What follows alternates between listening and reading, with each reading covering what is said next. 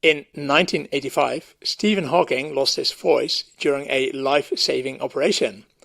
Most people remember him not only for his scientific theories, but also as a man who was wheelchair-bound and speaking with a very artificial-sounding voice. The voice he used was generated using a very old hardware speech synthesizer made in 1986, but he said he kept it because he didn't find a voice he liked better and because he has identified with it.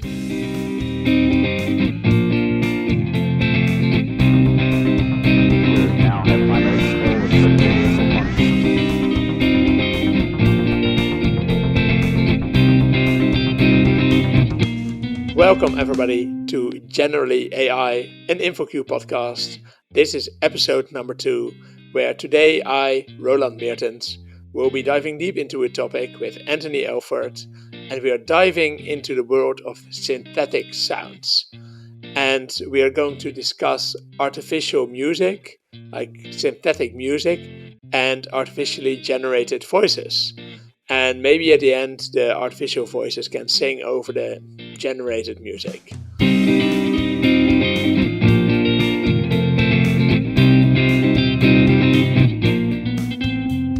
So yeah, Anthony, how did you like the introduction story today?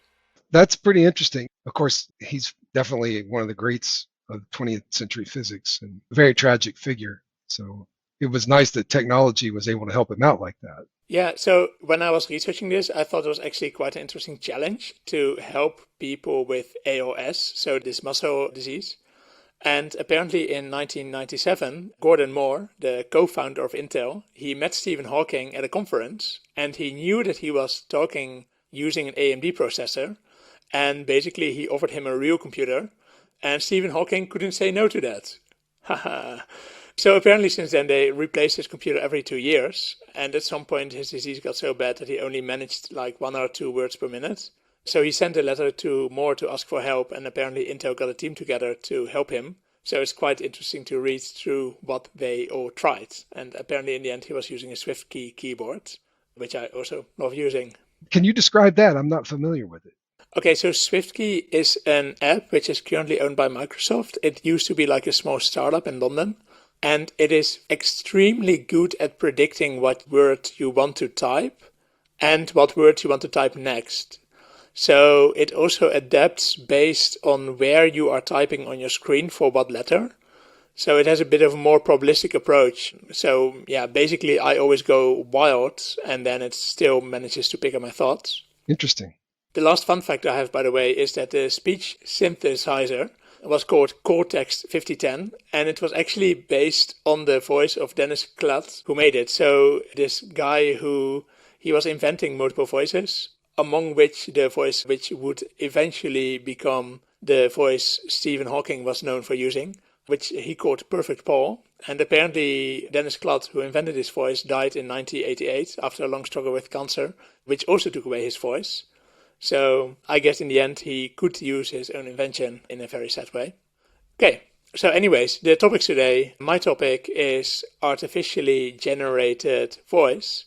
And I first figured, why not dive deep into why do people want a generated voice? Why do you think that people want a generated voice?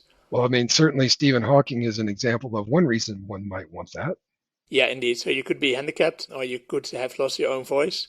This is actually a bit of a coincidence that Apple is now introducing the feature personal voice in the new iOS. So it is currently in beta. So if you want to try that, you can go ahead. You need to speak to your iPhone for about an hour to create your own personal voice. And it's kind of aimed at people who are at risk of losing their ability to speak. And you can use it to type in FaceTime and the phone app and other communication apps. So do they have you read a script, or is it just you say whatever is on your mind? I honestly don't know because I couldn't get into this beta yet. I only discovered that this was an option today. It's homework. Yes, next time. But yeah, so that could indeed be an option. What other reasons do you think there are for generating voices? Well, obviously, the ones that are of questionable moral and legal basis where we want to defraud people and fool them, which I'm sure we're going to talk about that.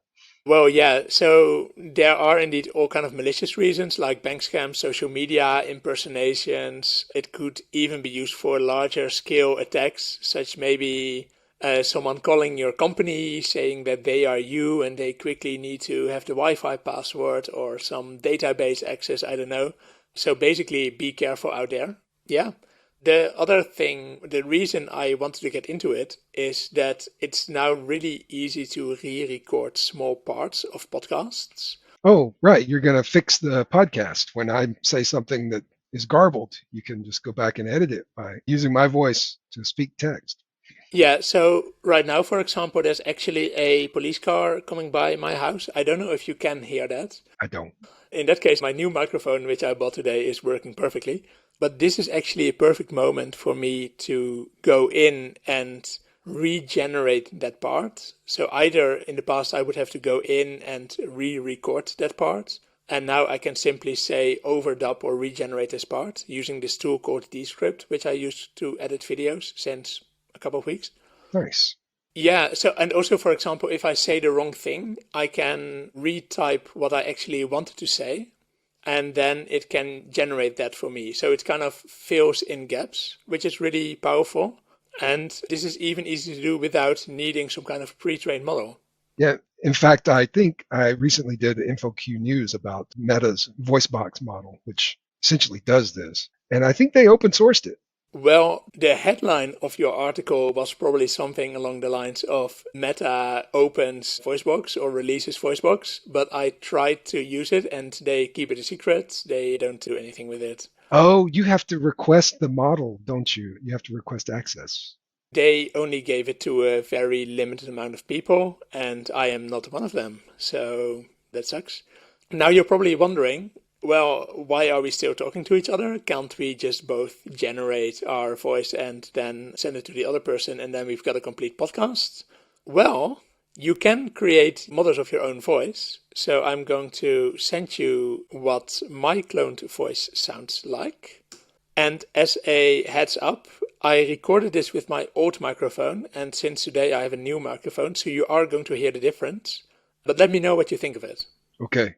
I send it now in the chat and just, I don't know, listen to it and comment to it. Here we go. Okay.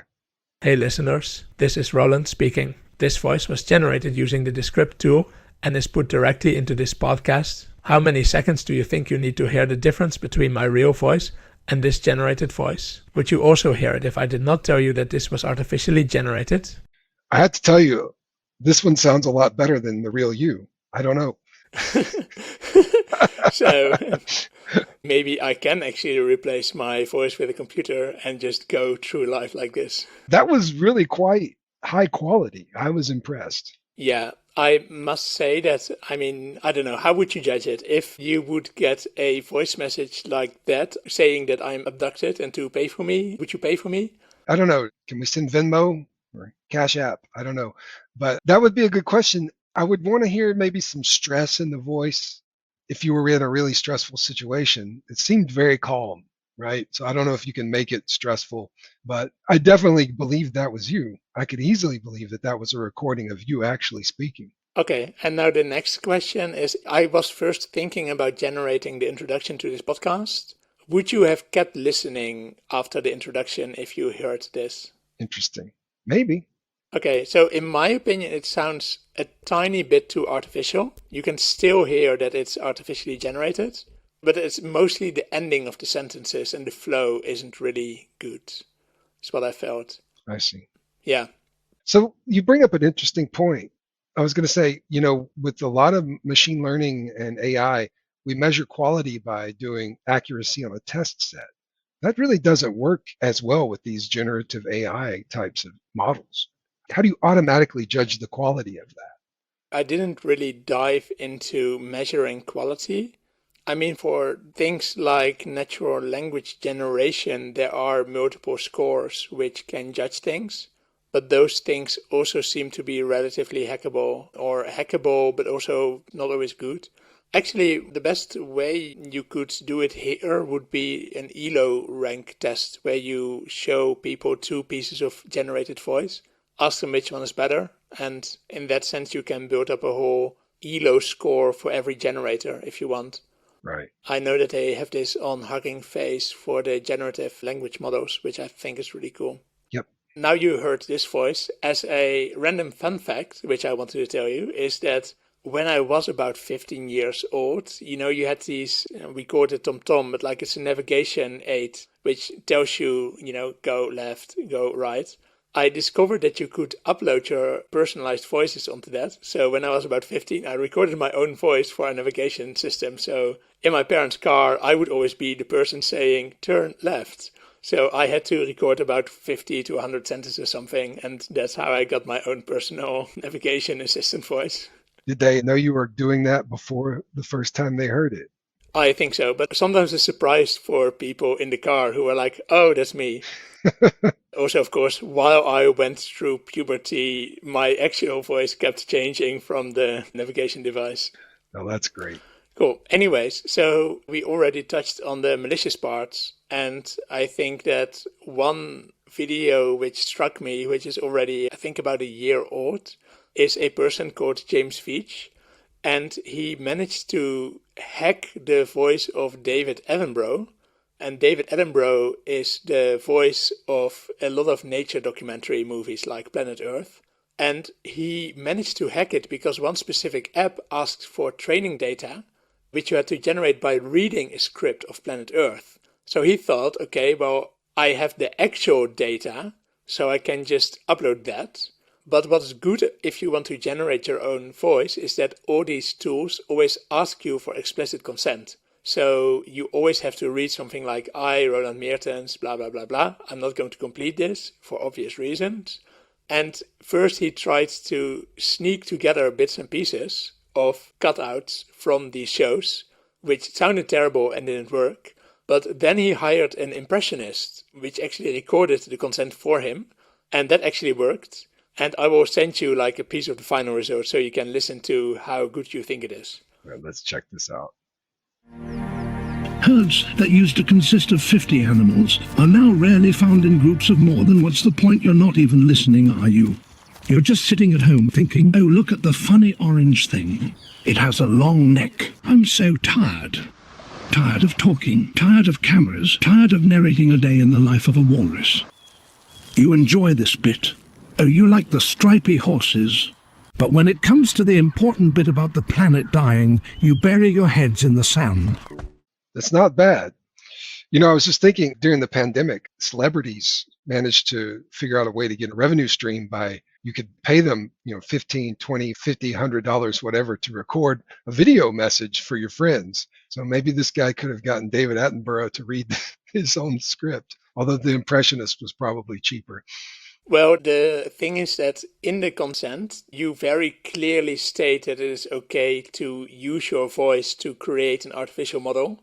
So it is very clear if you're asking someone to read it that you're doing this. I see. And at first I thought I have a lot of your voice because this is the second episode. But I, of course, didn't want to find a way to get around the consent part.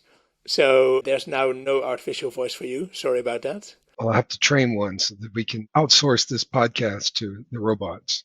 Yeah, like for that, I still think that the fun of listening to a podcast is still knowing that you and I are interacting. But yeah, we could have ChatGPT record multiple podcasts for us and see how many people want to listen to that. Surely somebody's doing that already. Yeah, I think it's very low quality content. Anyways. You were mentioning that the celebrities are offering services like recording something, right? I try to dive into the rabbit hole of generated voices for like offerings for famous voices. And it turns out that there's multiple offerings and the price seems quite reasonable. It's only like $10 or so a month. And you have like 3,000 celebrities available to use, from David Attenborough till Barack Obama, like everyone is available. I will send you the one I generated from David Attenborough so you can see how much you like this. Look at those scammy podcasters simply generating the voice of someone who did not even ask for this to happen. Very nice. Yeah, it actually sounds amazingly good. Yeah, and now you're probably wondering, where is the consent? Consent is sexy. Not in this case, because I found a comment of the creator of the website I used to generate this, who basically, he was asked on Reddit what he found of the consent part of these voices. And he basically said, oh, we should go after the people who abuse them, like who abuse this, and not a service who offers this, and the cat is out of the bag anyways, and the US will probably not ban deepfakes anyways. And if they do, people from another country will probably start generating it. So he didn't seem to have a lot of issue with his own behavior. Well, of course not. But it does raise some interesting legal questions. Your voice, can you copyright how your voice sounds? Who owns that? Or is it something that can be owned? For example, you can copyright a likeness or an image, but I don't think we've quite figured out the legal ramifications of all this. Yeah, I don't know what parts you can copyright and what parts you can't. Like, you can copyright a song, right? The characteristics of the song, but what about people who are impersonating your voice? Is that already okay or not? Let's ask Weird Al. Good point. Anyways, the last part for me is that I was then wondering how to protect yourself from your voice being stolen. And I think this list is very short, because I didn't really find a way. And I think that tip number 1 for me, if you're afraid of being impersonated online, is to limit publicly available recordings. So maybe don't make a podcast about AI. Wow, well, we're already breaking rule number 1, so what are the other rules? Yeah, well, I think that the second thing is that if someone is calling you using my voice, you have to really think about, is what's happening reasonable? So hereby I want to say to everybody listening to this podcast, I will never ask for gift cards. Please don't buy gift cards if I ask for it. If I tell you to go to the store and pour your savings into gift cards, it was not me, okay? So I think that's something for, if you are hearing a voice, you should think about, is what's happening okay? And then if you get a call and I am asking for gift cards, now is a good moment to verify the personal relationship with the person you're interacting with by asking questions only that person can know. And actually my mom did that when I got a new phone number and I sent her my new number, and she actually started asking me personal questions because she thought that maybe I was a hacker. So my mom is already ready for this century. I was going to say, that's great that your mom is that savvy. Yeah, that is really good. But since this is a very common scam, I think we will see more of this in the future with AI-generated voices, unfortunately. And the last tip is that if there is something very urgent, maybe try to meet in person or meet using a webcam. And I guess the last tip is something we will come back from, when in the future everybody can just generate an image of a face on a webcam whenever you want. Yeah, right. So yeah, those were my tips for protecting yourself. Very good tips. And that's the end of generating voices. Any questions? No, that was really good. In a lot of ways, it's scary, but it's also kind of cool. People are making some pretty funny videos with the celebrity impersonations. I think as long as it's used in good fun and for good, then it's a good thing. But that's everything, isn't it? Yeah, as long as it is used for entertainment value and for people who are losing their voice, like Stephen Hawking or like the new thing in Apple, it's great. And as I said, I really like it for podcasts because I can actually now correct 1 or 2 words which I misspelled, I don't know. So there are definitely good use cases. But yeah, there are definitely malicious use cases as well. So I figured I would cover both sides of the coin here.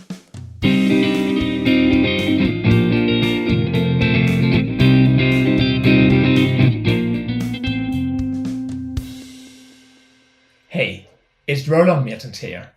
I wanted to tell you about QCon London 2024. It is QCon's flagship international software development conference that takes place in the heart of London next April 8 to 10. I will be there, learning about senior practitioners' experiences and exploring their points of view on emerging trends and best practices across topics like software architecture, generative AI, platform engineering, observability, and secure software supply chains. Discover what your peers have learned, explore the techniques they are using, and learn about all the pitfalls to avoid. Learn more at QConLondon.com, and we really hope to see you there. Please say hi to me when you are.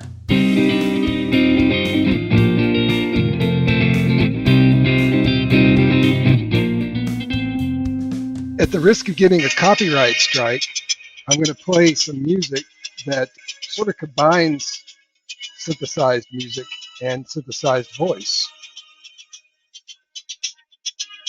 I don't know if you recognize this. We may edit it.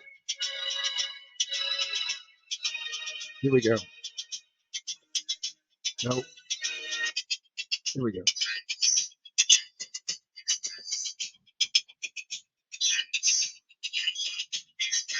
So that's a song by the German group Kraftwerk. I don't know, check my pronunciation on that. But they were pretty famous for, synthesizers. Plus, they used a vocoder or, a speech synthesizer for a lot of the vocals. So sort of a nice little combination of the two topics there. So what I wanted to start with, we're talking about synthesized voice. Now we're going to start talking about synthesized music. If you think about how the speech synthesis works, text to speech, you have the text that you want it to say. It's just like typed out in a file, maybe, or in a text box. And then the speech synthesis module says it. Music is very similar. We've literally had music synthesizers for a very long time. Let's listen to a famous one from the 80s here. See if I can pull this up. Can you hear that? I can hear that. Do you recognize what that is? I don't recognize what it is. Roland? Do you know what that is, Roland? I actually went to the Roland store here in London twice today because I needed a cable and wanted to check out their really cool gear. Which one is it? Which synthesizer is it? That's the 808. That's the classic 1980s original drum machine used by, a lot of hip hop acts in the 80s, including Africa Bambaataa, who also sampled the Kraftwerk song that we started out with. So I'm just pulling together all kinds of threads. So anyway, we're very familiar with this idea of the synthesized sounds replacing the real instruments, and they're quite good. And by the way, almost all of these synthesizers also have a digital interface that you can use to automatically play them. It's called MIDI, Musical Instrument Digital Interface, and that was developed in the 80s. Also, the Roland Company was an early proponent of it. So let me quickly share the screen maybe, and you can see a visual representation.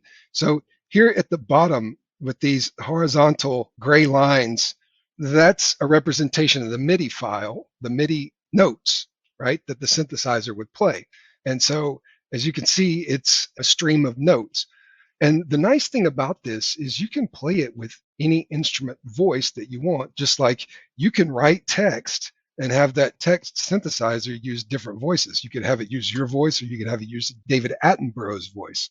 So I'm going to play some MIDI notes using one synthesizer.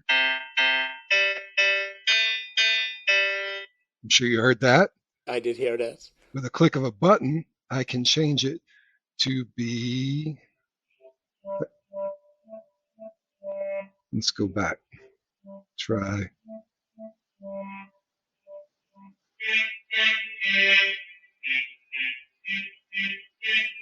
Anyway, so that's the nice thing about a MIDI representation is what you have, this is the score, right? So the text that you write to be spoken by the TTS, this is the same thing as the score. Maybe just for my clarification, so a MIDI file just says I have an X amount of audio tracks, and then for every audio track it just has the music score, like the exact notes, or does it have the frequencies? Yeah, it's the note in terms of C, D, E, A, B, C, that kind of things in a scale. Yeah, like C2, C3 in terms of height. Exactly, right. Okay. Yeah, and it actually consists of a note on and a note off and the velocity or volume that you hit it at. So just as you might use ChatGPT to write your text for you and then go send that to TTS and then just have a complete robot podcast, people have been trying to do the same thing with the score. You could have a generative AI model output that score and then pass that to a synthesizer using MIDI. And you can imagine score generation has been tried using many of the same techniques used for text generation in language models. They're very similar, right? It's a sequence of discrete things, just like a sentence is a sequence of words, and the score is a sequence of notes. So in the 1950s, for example, people were using Markov models to generate simple melodies. Yeah. Did these melodies sound good? probably they're not going to be very complex, right? It's just a simple, just like I did with Twinkle, Twinkle, Little Star. You might get something like that. But I mentioned ChatGPT. Of course, OpenAI had the same idea. Both OpenAI and Google used transformer language models to generate sequences of MIDI notes. Google called theirs a music transformer, and OpenAI called theirs MuseNet. And these things work pretty decently. They could make fairly long sequences of notes, even with multiple instruments. MuseNet, they encoded tokens that you could use to indicate the composer, style, and the instrumentation.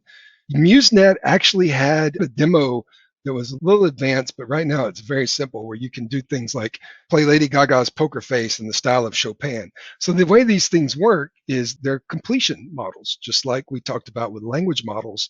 You give it a sequence of input and it predicts the next things to come. These work the same way. You give it a sequence of notes and it predicts the next notes that it should play. Is it then predicting the tokens for a MIDI file? Yes, exactly. And is that then a synthesizer behind it, or is it predicting something else? Just the MIDI notes itself. And so that's got some pluses and minuses. So if I'm a composer or a music producer, that's probably the solution that I want, to generate MIDI, because I have a whole set of tools to deal with that. And then I can tweak it with those tools. I can have it performed with whatever virtual instruments I might like, whether I want it to be virtual strings or if I want it to be brass, guitar, etc. So we could think of that as similar to how, as maybe if I'm a writer, I might want ChatGPT to help me compose some text. But if we think about ChatGPT, it is trained on a massive corpus of text, because we humans are generating text the entire day.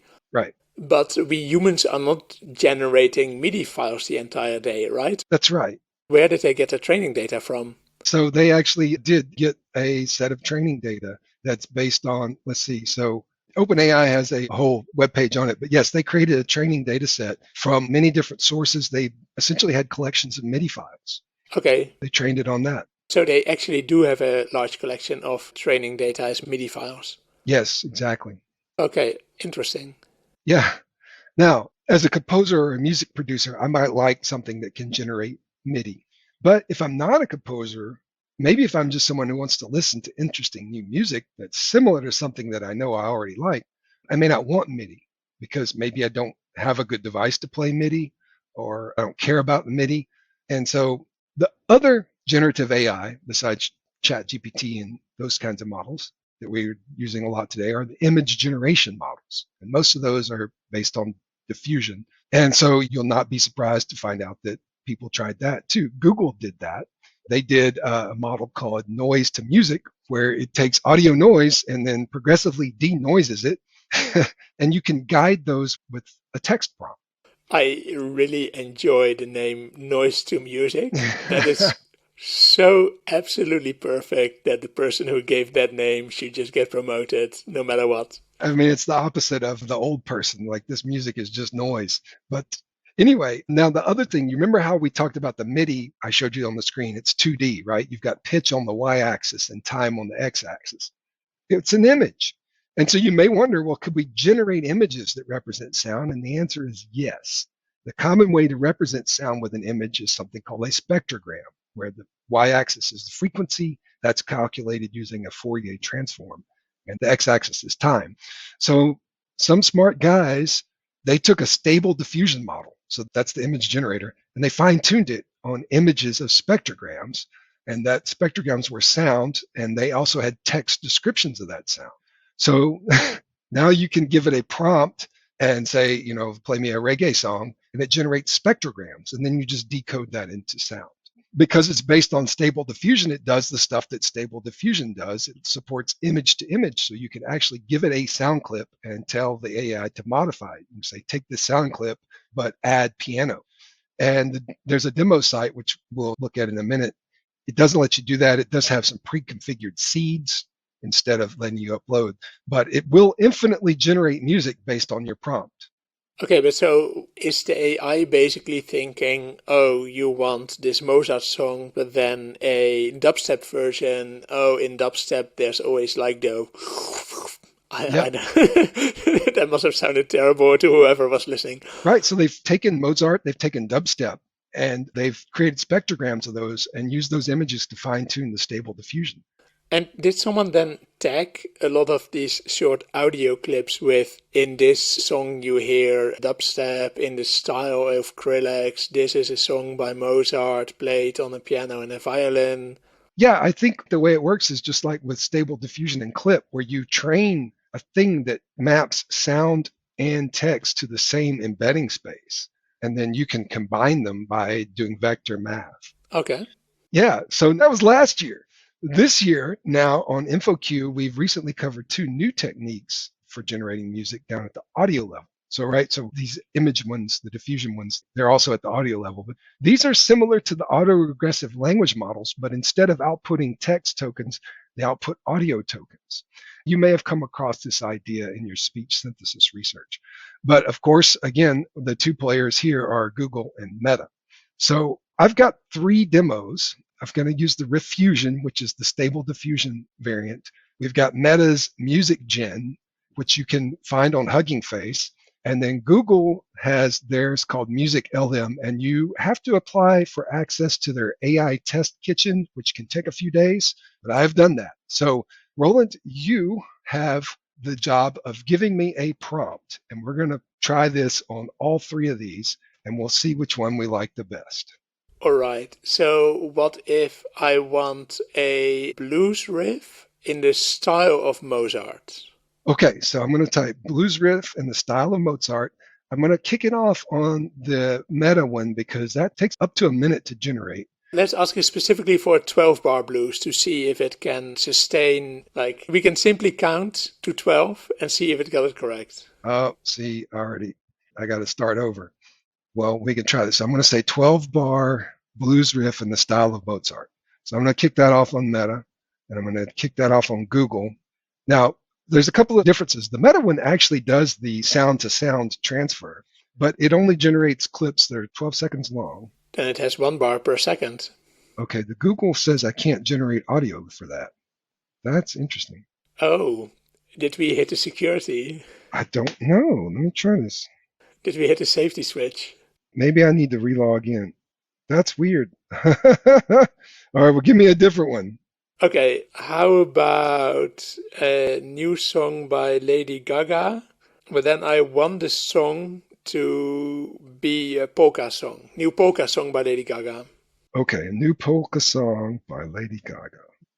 It can't generate audio for that. That's weird. You would say that even Mozart isn't copyrighted anymore. I don't know. So it says try something like soothing instrumental music to help me focus, tunes to listen to on a bumpy train ride. Okay, well, I want some lo-fi blues, the lo-fi 12-bar blues. Lo-fi 12-bar blues. Let's see what that gives us. Okay, that's crunching. So we'll also put that in the Meta. Maybe you just can't do artists anymore. Maybe they started protecting. I guess so. Can you hear?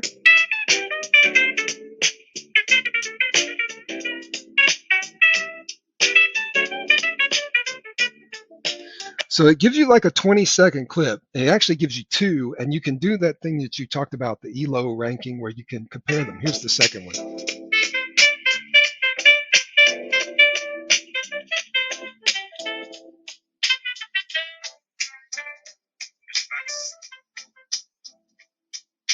Which one's better? I think I like the first one better. All right, so we'll click the first one. The first one was a bit more bluesy. The second one was a bit more lo-fi. So here's Meta's version.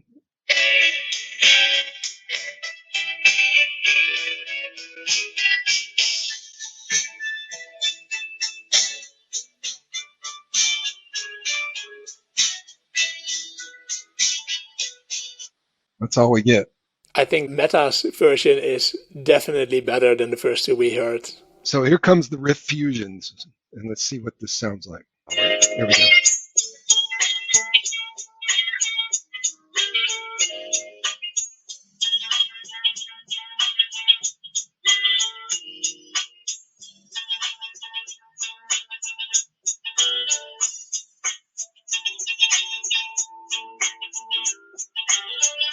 So I'm going to stop it because it will, in theory, generate for indefinitely. Was it just me, or did that sound pretty terrible, by the way? Yeah, it did. I noticed with all of these, there's very much like a digitized kind of noise sound to it, like a hiss, a very high end kind of hiss that I've noticed. But yeah, I think I agree with you that the meta one was pretty neat Yeah, I would actually listen to that. for 10 seconds or 15 seconds at least. No, definitely. Like, if the meta computer was playing in a bar, I would not mind. And so that's the interesting thing here, right? So is that what we're going to get? Instead of for ambient music, could we maybe see that in coffee shops or something? I don't know. Yeah, I genuinely mean it if I say that if the meta song we just heard was playing in a bar, I would absolutely feel right at home, listen to it, had no issues with it whatsoever. Would you tip the robot? You are living in America where people have to tip the robots. You got to tip everybody. You tip everybody, but that's why you employ humans, because they work for free, unlike the robots. A lot of musicians work just for tips. Yeah, I must say that lately I have been going a couple of times to those open mic jam sessions where you as a musician bring an instrument and you can join. And somehow I still have to pay to enter the bar. So somehow as a musician I'm earning a negative income. Well, Yeah, that's the life of a musician. that's why we're in the software business, Roland. Yeah, indeed, indeed. We won't be replaced by robots. One idea I had is how fast are these tools generating things? So far they seemed quite fast, right? Yeah, so the Google one was pretty quick. As soon as I put it in, it generated pretty quickly. The one from Meta, it's hosted on Hugging Face, and so they're taking their sweet time. This Riff Fusion one, it's just kind of streaming, and I think it's fairly easy to do. I imagine a lot of it's done in the browser.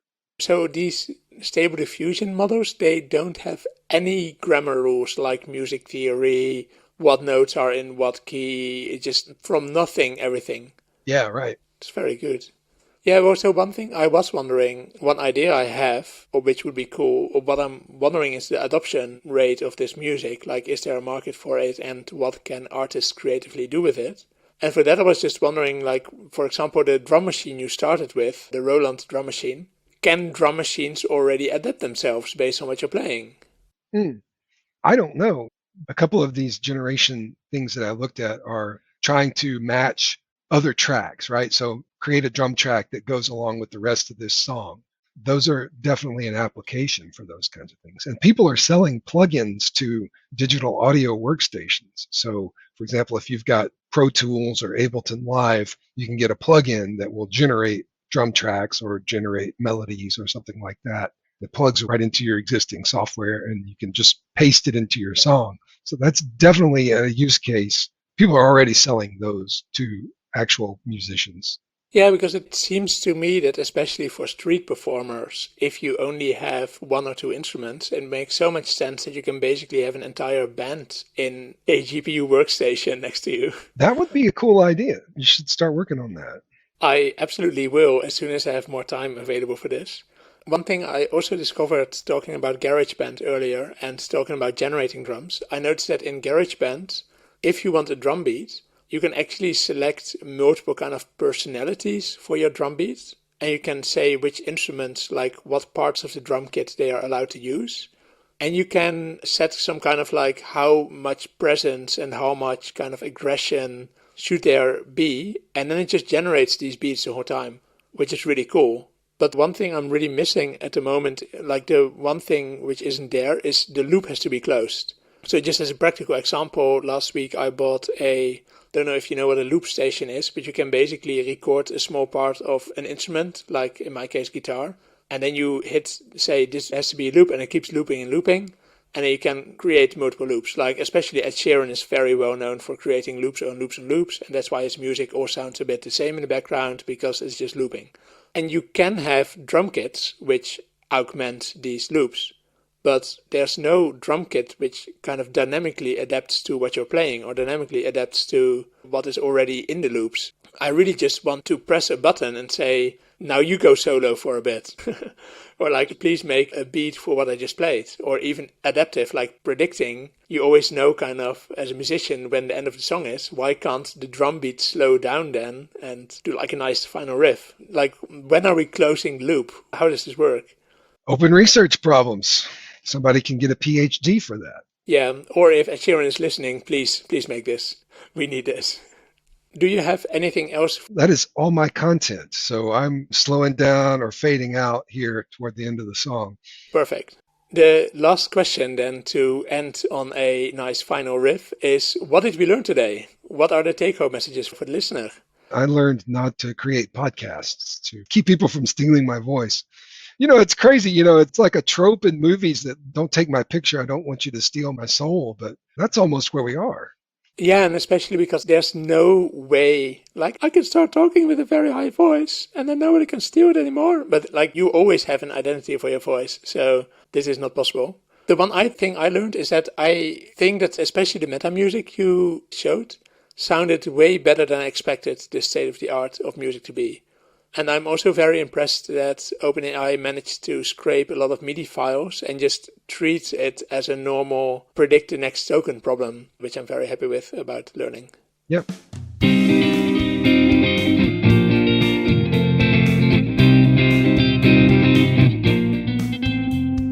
All right. Thank you, everybody, for listening. This was Generally AI, an InfoQ podcast. If you like this podcast when you were listening to it, please give us a like, 5 stars, whatever you can do on your favorite podcast platform.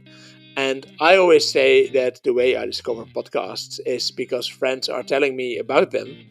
So if you enjoyed listening to this, if you managed to make it to the end, please tell your friends about this podcast. Tell them that you enjoyed listening to it.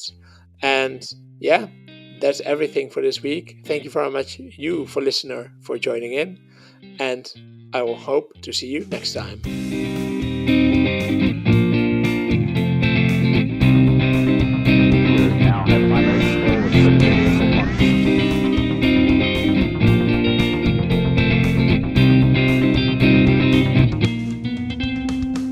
I guess, you know, the robot musician is not going to wind up with a bigger bar tab than he makes from the gig. Yeah, like I don't know how much bars are currently paying as royalties for musicians. I know that for the Stable Diffusion, there was a huge uproar because artists felt and are still feeling that their art is being stolen and used to train the network. And I can really imagine that if you yourself as an artist worked for years on generating a plugin for your digital audio workstation, and someone with one push of a button manages to steal your digital audio workstation setup, basically, it's terrible. Yeah, I mean, that's one of the downsides of software is the marginal reproduction cost is 0. And it's so easy to copy everything. Yeah, indeed. And scalability is quite big. The other fun fact, by the way, is that I actually have a record. I bought a record player a while ago, and I found in a secondhand shop a record with the sounds of the Moog synthesizer from when it was just new. So they kind of demo what their synthesizer is capable of to try to convince you to buy it. And Moog still sells a lot of synthesizers. So yeah, that's an interesting fun fact. Yeah, well, they're based in North Carolina, and they have a festival every year down the road here in Durham, North Carolina. Oh, really? How's the festival? I've never been. It's expensive to go. Okay. I mean, do you get a free synthesizer if you go? I don't think so. But yeah, no, so that's pretty cool. Yeah. Cool.